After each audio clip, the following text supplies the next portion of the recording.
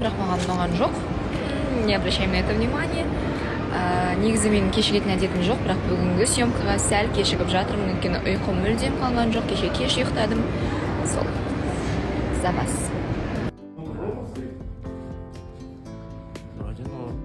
Тушнила. А давайте я вам правду расскажу. Эта мадам сегодня позвала на 30 минут и еще 20 минут прихорошилась. 20 минут? Реально. Я же не 20 минут красилась. Саша, скажите всю правду обо мне. 30, ну согласен, больше. Она скатывает, делает все красивей. 27 лет это как бы не 20 уже. Прикинь, реально Ася, ей 27 уже. 20? Қазір аудиторияма ашуланып отырмын, әсіресе қыздарға және келіншектерге. Соңғы айқапты негізінде осы менің аудиторияма, менің қыздарыма, менің әйел оқырмандарыма пайдалы болсын деп түсірген едік, бірақ сіздерден қолдау мүлдем жоқ. Мен ренжідім. Сау болыңыздар. Қалай жалпы енді бүгін эфир кәдімгідей біртүрлі болып жатыр. Жарайды, енді потом айта жатармын. Ал қазір алдыңғы стористі көрсеңіздер, мені ұстап ал ойыны жалпы шағын конкурс ұйымдастырып жатырмын.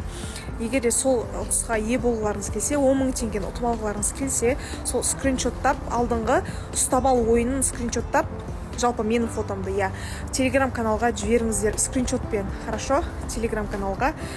Давайте, егер ұтысқа ие болам десеңіздер. Күтем. Жалпы бүгінгі ситуацияға келетін болсақ, негізінде, мен жылап қалдым. Оны жоққа шығармаймын. Просто сен менің арқамда жұлдыз болдың деп айтатын ол адам емес. Мен оның арқасында жұлдыз болған жоқпын. Мен өзімді жұлдызым деп санамаймын. Мен Голливуд жұлдыз емеспін. Ондай деп үйтіп айтатындай. Біз барлығымыз мұқтаж болып келдік. Болашақ жарымызды табу үшін келдік. Сол үшін де олай менің тарапыма қарай олай айтылудың негізі орынсыз деп білемін. Өзін жұлдыз санап жүрген шығар кейбір адамдар.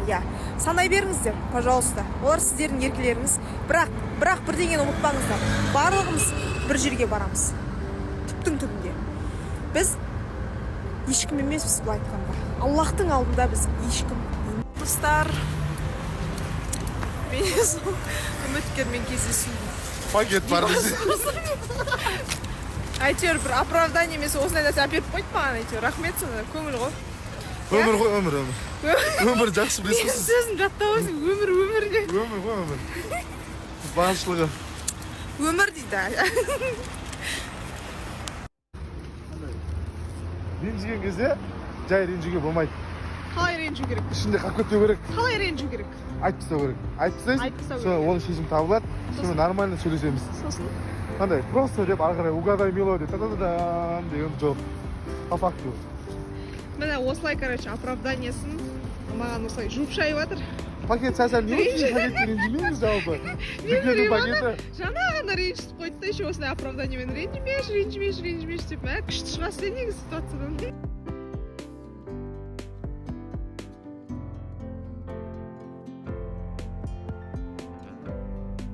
Қараңыздар, мен подругам Қонаевқа келсе де осындай сумкасын тоқып үлгеріп жатыр екен.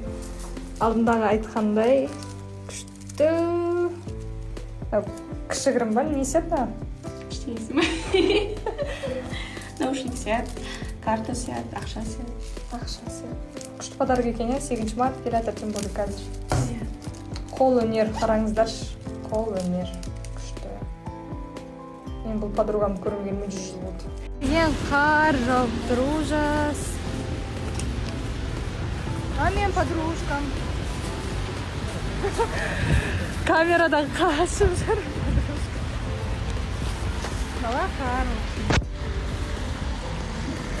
Густой болып тұр қар. Қараңыздар. Мындай арбуз. Доп сияқты.